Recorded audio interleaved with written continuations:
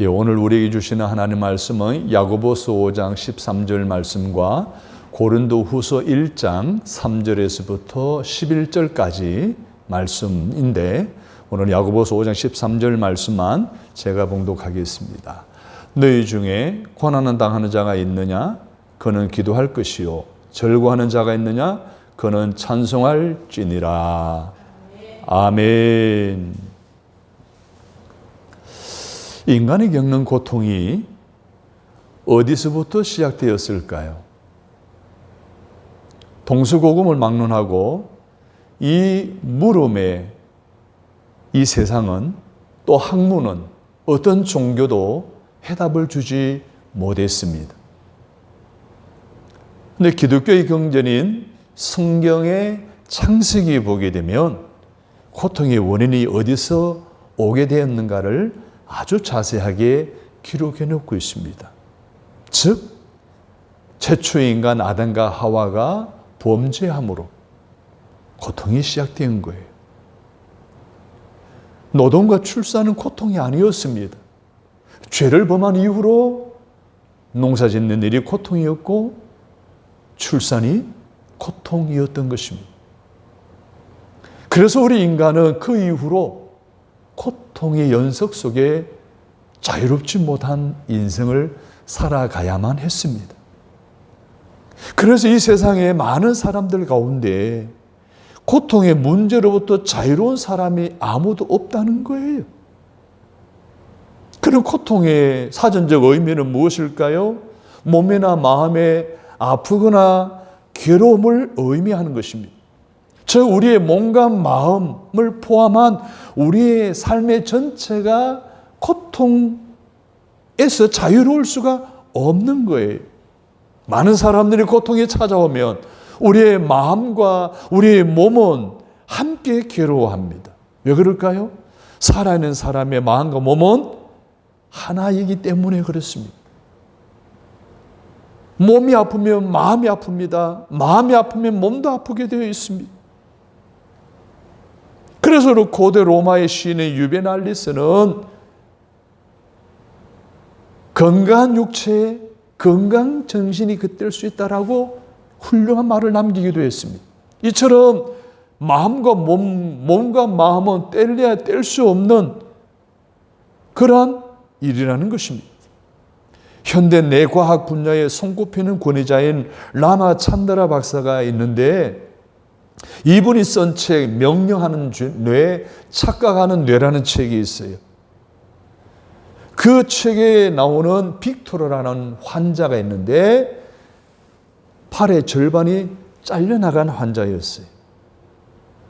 그런데 이 빅토르라는 환자가 팔이 잘려나간 그 지역에, 그곳에, 그 부분에 통증을 느끼고 간지럼을 느끼는 거예요. 팔이 없는데, 팔이 없는 사라진 그 부분에 통증을 느끼고 그리고 간지럼을 느끼는 거예요. 그래서 이 환자를 돌보면서 이 찬드라 박사가 연구한 끝에 거울이 있는 상자가 있는 거울이라는 것을 개발해냈어요. 그래서 환자가 그 거울을 보게 되면 마치 사라져버린 팔이 다시 붙어 있는 것처럼 보이게 그렇게 한 거예요. 이 환자가 그 거울 앞에 설 때마다 진짜 그 손의 고통이 사라지는 거예요. 간지러움도 사라지는 거예요. 팔이 없는데 그곳에서 통증을 느끼고 간지러움을 느끼는 것을 우리는 환상통이라 그러는 거예요. 이처럼 오늘 우리의 마음과 육체는 항상 하나라는 거예요. 뗄래야 뗄 수가 없다라는 거예요. 바로 이 점에서 마음으로 믿는 우리의 신앙도 고통과 아주 밀접하게 연관되어져 있다는 거예요. 그렇잖아요. 우리 몸이 평안할 때는 우리 신앙생활도 평안합니다. 우리 몸이 불편하면 우리 신앙생활도 하기가 쉽지가 않습니다.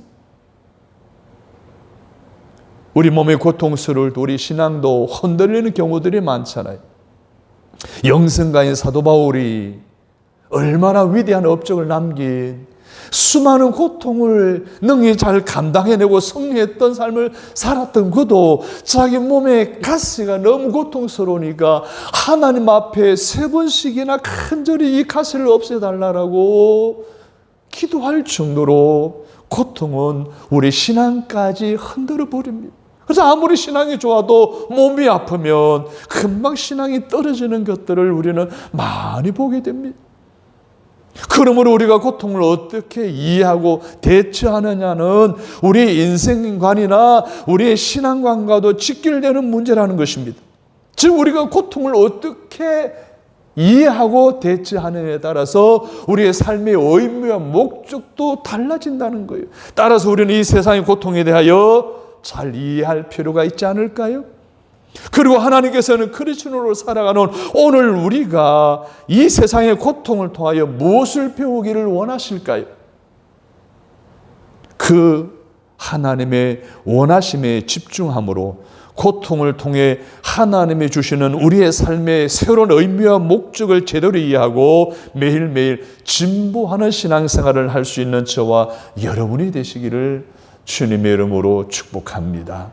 그 첫 번째로는 우리 하나님께서는 고통을 통해 우리 인간에게는 한계가 있다는 것을 가르쳐 주면서 하나님을 바라보게 하기 위한 목적이 있다는 거예요. 오늘 읽은 13절의 말씀을 보십시오. 너희 중에 고난을 당하는 자가 있느냐? 그는 뭐 할 것이요? 기도할 것이라고 했습니다. 고난은 나쁜 일을 견뎌내는 것, 고통 중에 있는 것을 의미합니다. 우리가 고통을 당할 때 무엇을 하려고 합니까? 많은 대다수의 사람들은 고통을 당할 때 불평합니다. 고통이 점점 심해지는 그 불평이 뭐예요? 욕설이 되어져요. 저주로 바뀌어집니다. 뿐만 아닙니다. 고통이 심할수록 자기 감정이 다스리지 못해서 분노하는 경우도 있습니다. 고통스러울 때 그 고통을 잊기 위해 어떤 사람은 마약을 하는 경우도 있습니다. 하지만 생물학적으로 볼 때 인간의 고통은 그렇게 부정적인 것만은 아니라는 것입니다. 우리의 고통은 원칙적으로 우리가 육체적으로나 정신적으로 수용할 수 있는 한계점에 다다랐다는 것을 알려주기 때문에 고통은 오히려 우리를 생명의 위험으로부터 보호해주는 안전장치와도 같다는 거예요. 우리의 몸에 위험이 닥치면 우리의 몸은 각 부분을 통해 위험을 감지하게 됩니다. 그 고통을 통하여 우리의 뇌에 신호를 보냅니다. 야, 위험하다, 큰일 났다. 그래서 그 부분이 어떻게 그 문제를 처리해 나갈 것인지에 대한 것을 판단하게 해줍니다. 예를 들면 우리가 부엌에서 흔히 있는 일이잖아요. 자신도 모르게 무의식적으로 뜨거운 냄비에 손이다 하면 뜨거 하며 손을 피하잖아요. 그런데 이 감각이 없으면 이 신호하는 능력이 무뎌지게 되면 뜨거운 것을 잡고 있으면서도 뭐예요? 뜨거운 줄 모르는 거예요. 심한 화상을 입을 수밖에 없잖아요. 마찬가지로 정신적인 고통 역시 우리가 정신적인 한계에 부딪혔다는 것을 알려주는 신호입니다. 이제는 당신의 마음과 머리가 쉬어야 될 시간이 되었습니다 라고 하는 경고 방송과도 같은 거예요. 하지만 실제 우리 주변에는 이런 몸의 위험의 경고등이 망가진 사람들이 많이 있습니다. 이런 질병을 선천적 무감각증이라고 이렇게 이야기합니다. CIPA라고 합니다. 이런 사람들은 신경섬유가 발달하지 못하여 통점, 냉점, 그리고 온점 등의 감각을 뇌에서 깨닫지 못하게 된다는 거예요. 이런 사람들의 웬만한 오감은 다 느낀대요. 식욕, 피곤한 것, 성욕 이런 것들은 다 느낀대요. 그런데 따뜻한 것, 찬 것 이런 것은 무감각하게 되어진다는 거예요. 그래서 이런 병에 걸린 사람은 항상 무감각하니까 병이 와도 몸이 모르는 거예요. 위험이 와도 간주를 못하는 거예요. 그러니까 생명의 위협을 늘 안고 살아갈 수밖에 없는 치명적인 질병이라는 거예요.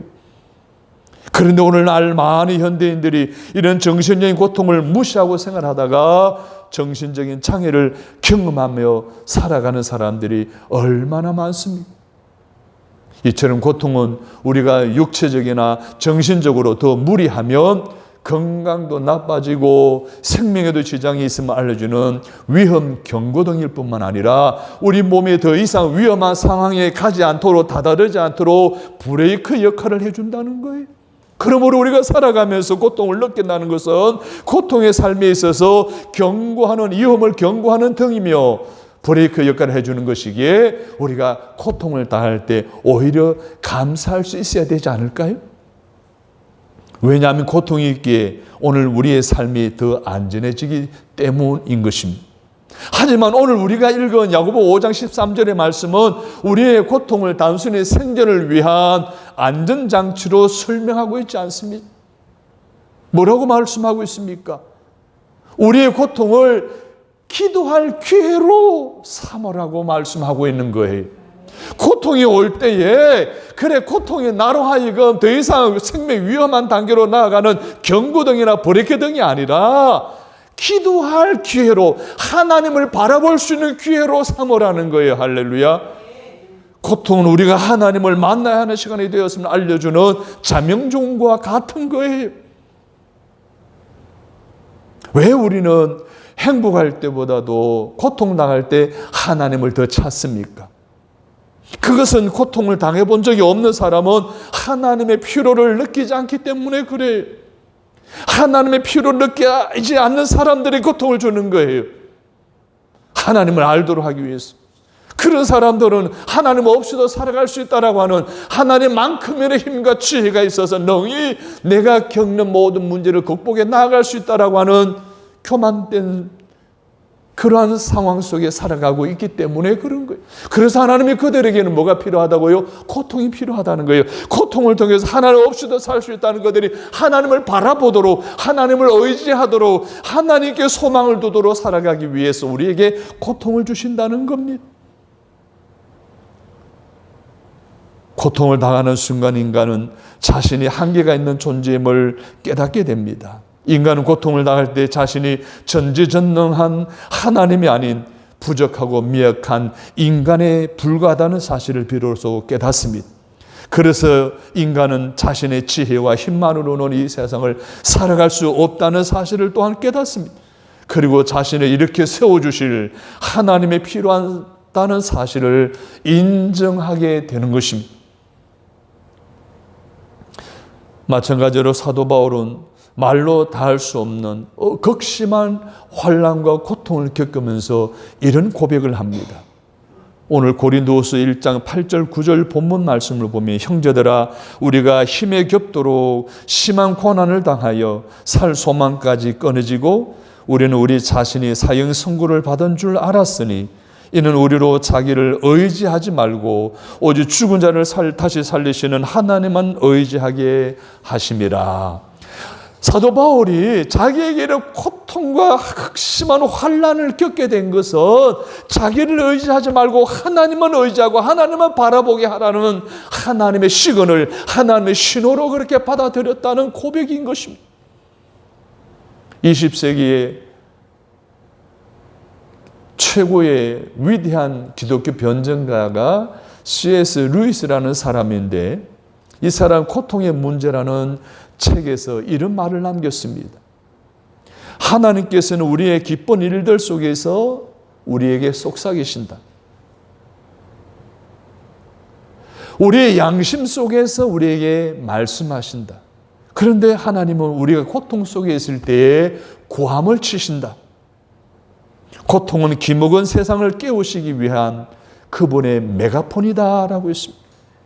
고통은 우리를 깨우기 위해서 메가폰으로 오늘 우리에게 말씀하시고 시그널을 주신다는 거예요.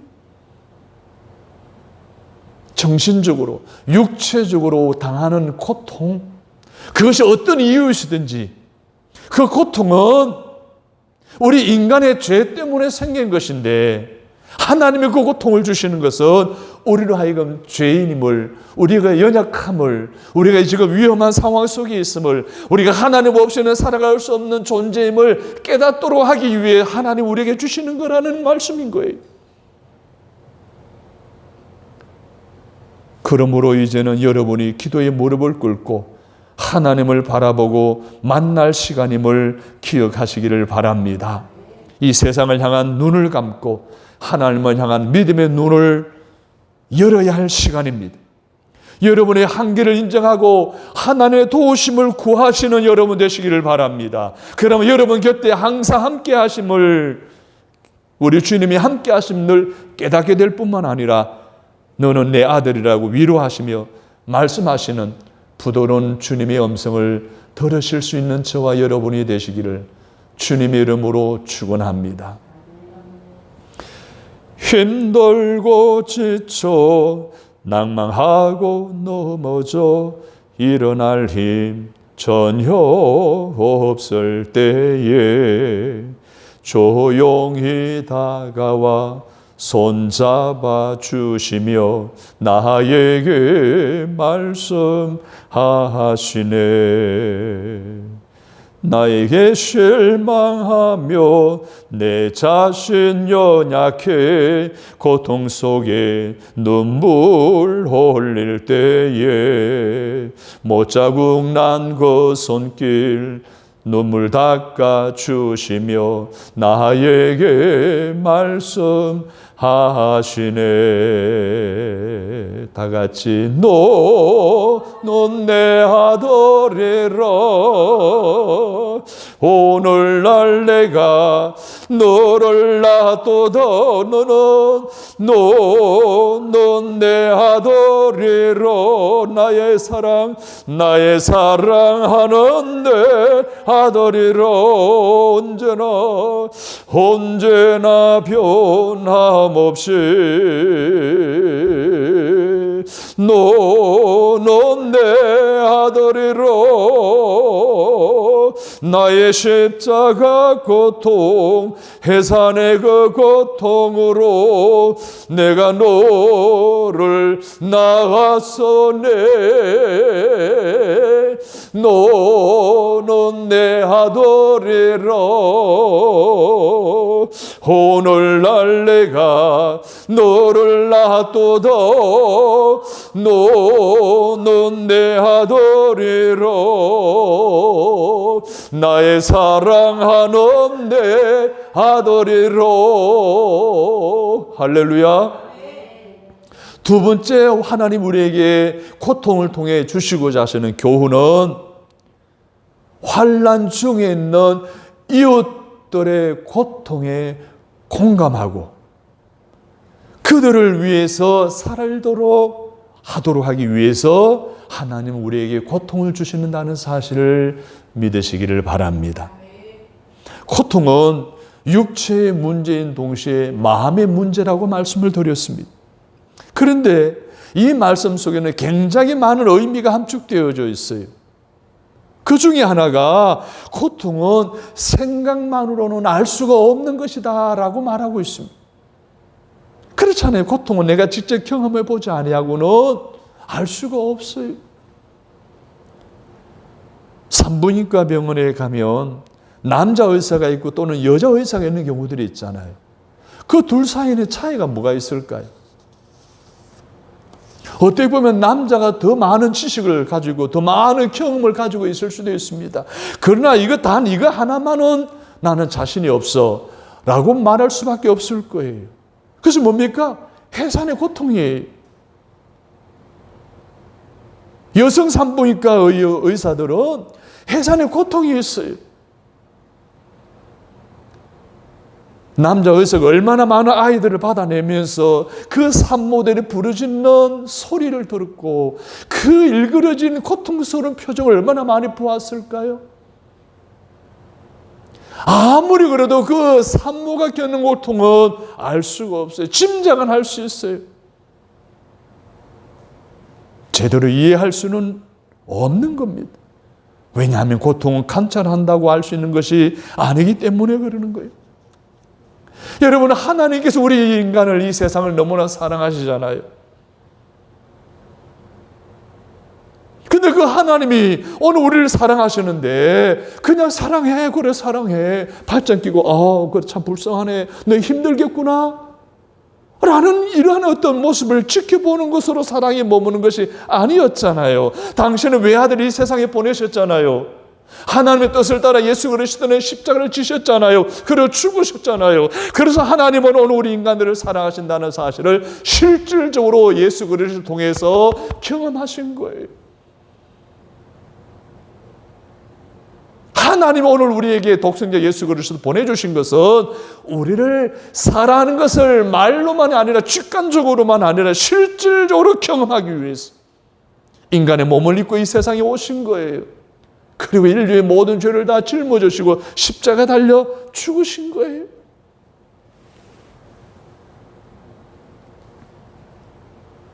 히브리서 4장 15절에 보면 우리에게 있는 대제사장은 우리의 연약함을 동정하지 못하실 리가 아니요 모든 일에 우리와 똑같이 시험을 받으신 이로되 죄는 없으시니라.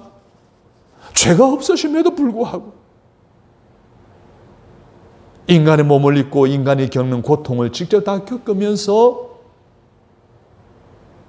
하나님은 우리 인간을 사랑해 주시는 그 사랑을 확정해 주신 줄로 믿습니다. 이처럼 예수님의 십자가는 하나님께서 우리의 모든 고통과 슬픔을 인정하시고 공감하시고 짊어지신 사건이에요. 예수님의 십자가를 통해 하나님은 우리의 고통에 대한 방관자가 아니에요. 팔짱 끼고 먼 곳에 멀찌해서 그래 고생하는구나 힘들겠구나 라고 하시는 것이 아니라 고통을 함께 짊어질 참 친구임을 증명하신 줄로 믿습니다. 마찬가지로 하나님께서는 여러분들이 여러분의 고통을 이웃을 진심으로 이해하는 기회로 선용하라는 사인인 줄로 믿으시기를 바랍니다. 이웃을 말과 혀로만 사랑하는 것에 머물지 말라는 거예요. 이해하고 사랑하는 것이 아니라 말과 혀로만 이해하고 사랑하는 것이 아니라 진심으로 이해하고 사랑할 수 있는 기회로 사용하기를 원하신다는 거예요. 여러분 손발이 잘리는 고통을 겪어본 사람들만이 손발이 없는 장애인들을 우리가 이해한다라고 말할 수 있지 않겠어요? 암을 겪어본 사람들이 암 투병하는 사람들을 위로할 수 있지 않겠어요? 어린 자식을 잃어본 부모들이 자식 잃은 그 사람들을 위로할 수 있지 않을까요? 그렇습니다. 우리가 많은 고통을 겪은 만큼 더 많은 사람들을 진심으로 이해하고 그들과 진심으로 교제하고 그들을 사랑할 수 있지 않겠어요? 내가 전혀 경험이 없는데 어떻게 그 고통을 알 수 있으며 그들의 고통을 위로해 줄 수가 있겠느냐는 거예요. 그래서 사도 바울은 자신의 고통에 대하여 이렇게 말했습니다. 오늘 고린도후서 1장 3절 4절을 보면 찬송하리로다. 그는 모든 위로의 하나님이시며 우리의 모든 환난 중에서 우리를 위로하사 우리로 하여금 하나님께 받는 위로로서 모든 환난 중에 있는 자들을 능히 위로하게 하시는 이시로다. 할렐루야. 환난 중에 있는 우리를 위로하셔서 환난 중에 있는 사람들을 능히 위로하는 삶을 살아가도록 하나님 우리의 고통을 시그널로 주셨다는 거예요. 그래서 오늘 우리 고통을 당할 때 내가 병을 들어서 이런 경험을 하게 될 때 요즘 코로나 바이러스로 해서 얼마나 많은 사람이 고통을 당하고 있습니까? 그래서 내가 걸린 것은 그래서 고통을 겪은 것은 그들을 이해하라고 그들의 아픔을 공감하라고 그들을 찾아가 그들의 십자가를 그들의 고통을 함께 짊어지라고 하시는 하나님이 미리 우리에게 던져주시는 사인이라는 거예요. 동병상련이라는 말이 있잖아요. 같은 병을 앓는 사람끼리 서로 가볍게 여긴다는 거예요. 이 말은 무슨 말입니까? 어려운 처지에 있는 사람들끼리 서로 가볍게 여긴다는 말 아닙니까? 실제로 많은 사람들은 자신과 같은 경험을 가진 사람, 특히 같은 고통을 이미 겪은 사람들이 하는 말에 굉장히 위로를 받습니다. 암 판정을 받은 환자들이 너무나 많습니다. 그들에게 위로해 줄 수 있는 것은 참 목사로서 얼마나 그 부분이 안타까운지 모릅니다. 그런데 저 같은 경우는 50대 중반에 선종암이라는 판명을 받고 현대아산병원에 한 4일 동안 입원해 있으면서 동전 크기만큼 위에서 떼어냈어요. 그런 경험이 있어요. 그래서 저는 그런 환자들 만나면 저는 그 이야기를 합니다. 그러면은 그분이 갑자기 침울하고 어두웠던 얼굴이 편해지면서 위로를 받는 걸 저는 곁에서 본 경험이 있습니다. 어제 그제는 28회 모건신학 총동문 체육대회가 대전 교정에서 있었습니다. 함께 공부했던 우리 동기 목사님들 함께 모여 여러 가지 이야기를 하는데 한 친구 목사님이 자기의 앓고 있는 질병에 대해 커밍아웃을 하는 거예요. 지금 자기가 공황장애를 앓고 있다는 거예요. 그것도 심하게 앓고 있다는 거예요. 그 친구는 등산도 자제하고 사람 만나는 걸 좋아하고 근데 무슨 이유 때문인지 모르게 본인만 알겠죠. 공황장애로 너무 힘들다는 이야기를 하는 거예요. 다 들어주고 나중에 마지막으로 이야기했어요. 목사님, 저희 부부도 교회 어려움이 있었을 때 공황장애가 와서 참 힘들었다고. 병원에서 진단을 받고 약을 처방해 주는데 다 쓰레기통에 놓고 약을 먹지 않고 견뎌냈습니다. 이겨냈습니다. 사람을 많이 만나야 됩니다. 환경이 자주 바뀌어져야 합니다. 등등 경험했던 이야기들을 설명해 주었더니 나만 겪는 고통이 아니구나 라고 안도하고 강 목사처럼 나도 이 공황장애로부터 빨리 벗어날 수 있겠구나라고 하는 희망을 갖고 위로를 받더라는 거죠. 내가 겪은 고통이 있을 때 참으로 위로해 주실 뿐만 아니라 고통을 당하는 사람은 자기가 같은 고통을 당하는 사람 옆에 있어 주는 것만으로도 큰 위로가 되고 힘이 된다는 그런 이야기입니다. 성도 여러분, 이처럼 같은 고통을 느껴본 사람끼리는 서로를 진심으로 이해하고 위로하고 사랑할 수 있는 것입니다. 그러므로 우리 모두 앞으로 그 어떤 우리 자신의 환난 속에서도 좌절하거나 절망하지 말고 하나님 우리에게 주신 사인으로 알고 다른 많은 이들이 당하는 고통에 공감하고 사랑하고 위로하는 크나큰 은혜로운 삶을 살아가시는 저와 여러분이 되시기를 주님의 이름으로 축복합니다. 마지막으로 우리 하나님은 고통을 통해서 하늘나라의 소망을 두도록 깨닫게 하시기 위한 교훈을 우리에게 주셨습니다. 여러분, 고통은요 모든 사람에게 찾아오는 거예요. 부귀영화를 누리는 사람들에게 고통이 없는 줄 아시죠? 아니에요. 그들 나름대로의 고통이 다 있어요. 아무리 건강한 사람들은 병원에 가지 않고 약도 먹지 않은 사람은 고통이 없는 것 같습니까? 나름대로의 고통이 있는 거예요. 요즘 TV 프로그램에 보면 이혼이라는 주제를 가지고 만들어진 프로들이 참 많아요. 여러분 잘 보시는 거 돌싱 포맨, 돌싱글즈. 또 우리는 이혼했어요. 또 그 같이 삽시다. 잘 보시죠. 같이 삽시다. 잘 보시잖아요. 그 다 이혼한 사람들이 출연하는 프로예요. 왜 연예인들이 왜 그렇게 이혼이 많아요? 저는 그것을 보면서 참 이혼한 가정들이 참 많구나. 그러니 그들을 위해서 이런 프로를 만들지. 연예인들도 참 별거 아니구나. 우리가 똑같이 당하는 고통을 겪고 있구나 하는 그런 생각을 우리에게 가져다 줍니다. 2010년 10월에 TV에서 행복론을 강의하면서 행복 전도사로 이름을 날렸던 최윤희 부부가 동반 자살했잖아요. 그분들은 행복 디자이너였어요. 불행한 가운데서도 행복하게 사는 법을 알려주는 그러한 메신저였어요. 그런 그들 부부가 몸에 병이 들어오니까 폐와 그리고 심장 질환에 찾아오자 그 고통을 이기지 못하고 부부가 함께 동반 자살한 거예요. 그 유수에 이런 글이 쓰여 있었어요. 작은 일에도 감사하고 열심히 최선을 다해서 살았습니다. 그런데 2년 전부터 여기저기 몸에서 경보가 울렸습니다. 2년 동안 입원 퇴원을 반복하면서 많이 지쳐 있었습니다. 그래도 감사하고 희망을 붙잡으려고 했습니다. 그런데 추석 전 폐에 물이 찼다는 의사의 선고, 숨쉬기가 힘들어 응급실에 실려갔고 또 한 번의 절망적인 선고, 그리고 또다시 이번에 심장이 이상이 생겼어요. 더 이상 입원해서 링글 주릉주릉 매달고 살고 싶지 않았습니다. 저는 통증이 너무 심해 견딜 수가 없고 그래서 동반 떠남을 하게 되었습니다. 그동안 저를 신뢰해주고 사랑해주신 많은 분들께 죄송합니다. 그러나 700가지 통증에 시달려 본 분이라면 저의 마음을 조금은 이해해 주시리라 생각합니다. 여러분, 자살이 미화될 수는 없습니다. 자살은 죄예요. 자살하면 천국 갈 수가 없어요. 이건 성경적이에요.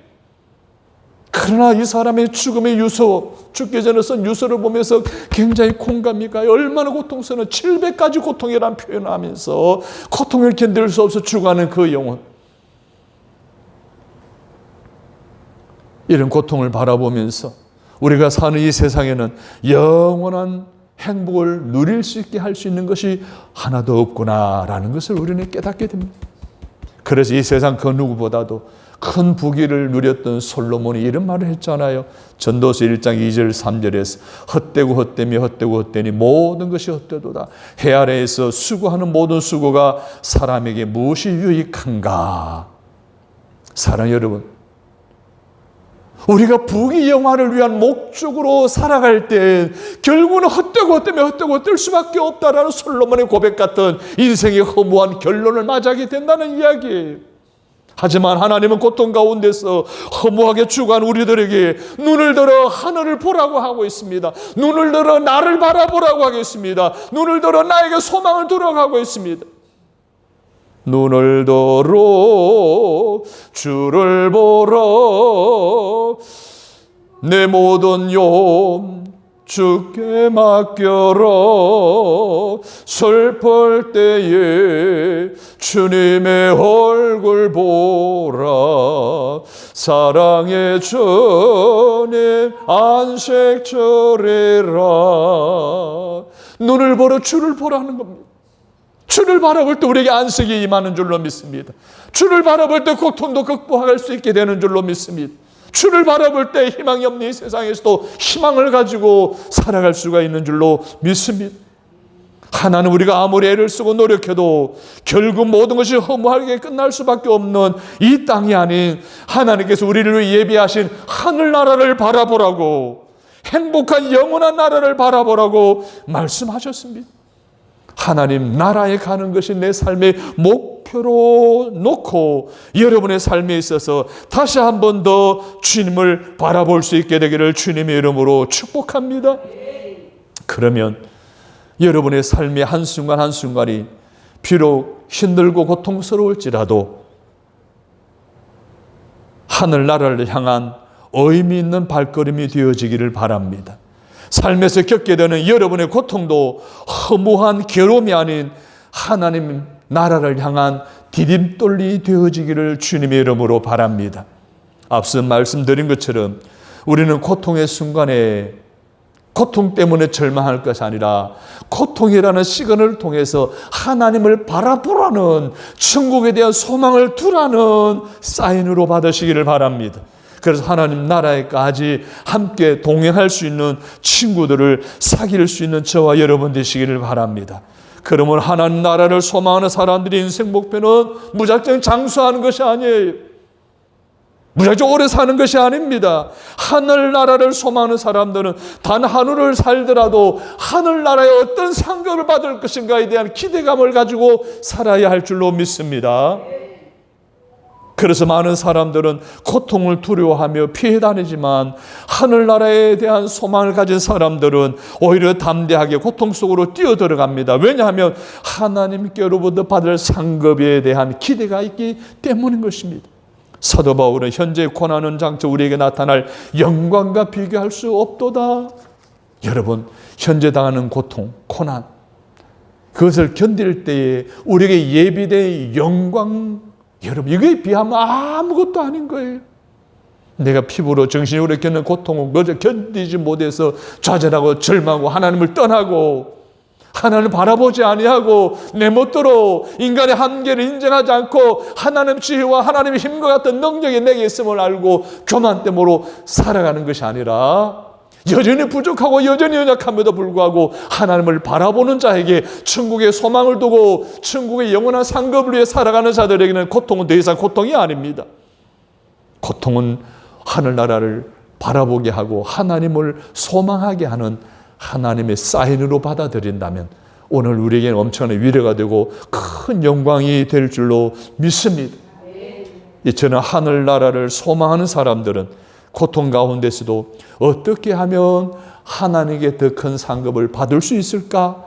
이것을 연구하며 더욱 적극적이고 담대하게 인생을 살아가야 할 줄로 믿습니다. 욥은 고난의 대명사라 해도 과언이 아닐 정도로 고난 속에서 살았던 사람이었습니다. 사실 고난 받기 전에는 동방의 여인이었고 부자였습니다. 10명의 자녀들이 있었습니다. 근데 어느 날 하루아침에 10명의 자녀들이 밥을 먹다가 집이 무너져 다 죽습니다. 도둑대가 쳐들어와서 그동안 쌓아놓은 모든 재산을 다 탈취해 가버렸습니다.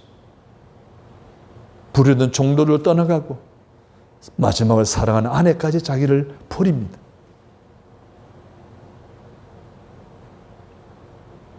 자, 그 정도 고통을 당해서 보면 어느 누구도 하나님 원망하고 불평하겠죠. 하나님, 내가 의인으로 살았는데 왜 이런 고통을 주십니까? 라고 하나님 앞에 삿대질하면서 분노에 차가지고 부르짖었을 거예요. 욥도 그랬어요. 욥도 일순간 그래, 하나님 정말 나를 사랑한가? 하는 의심을 갖기도 했습니다. 그래서 하나님에 대한 불평이 쏟아지기 시작했습니다. 하지만 욥은 곧바로 그 고통을 이해했습니다. 그리고 고통을 주시는 하나님을 바라보며 하나님의 나라의 소망을 두었고 고난을 통해 보내신 그분의 뜻인 시그널에 따라 모든 것을 맡겨드리고 하나님을 기다렸습니다.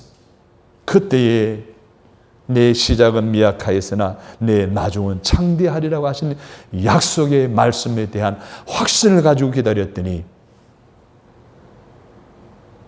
갑절의 축복을 받는 주인공이 된 줄로 믿습니다. 우리에게 주어진 이 고통, 하나님 우리에게 교훈하고자 하는 시그널, 사인으로 주시는 하나님의 뜻이 있음을 오늘 우리가 배웠습니다.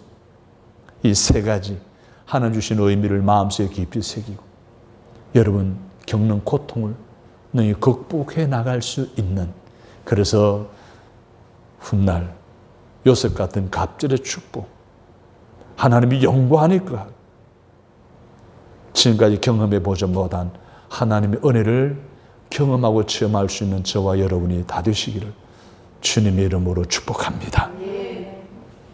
하나님, 오늘 말씀을 들은 우리가 앞으로는 고통 없는 세상에서 살기를 바라기보다는 고통 속에 살면서도 고통이 주는 시그널을 통해 하나님의 가르침에 대한 올바로 이해하고 깨달은 대로 오늘을 살아가도록 성령님 도와주옵소서. 고통은 인간에게 한계가 있음을 보여준다는 것을 배웠습니다. 하나님을 만나 도우심을 구하는 저희들 되게 하여 주옵소서. 고통은 이웃과 공감하게 도와준다라고 배웠습니다. 하나님의 나라까지 동행할 친구들을 진심으로 이해하고 위로하고 사랑하게 하여 주옵소서. 고통은 하늘나라를 소망하게 만든다는 것을 배웠습니다.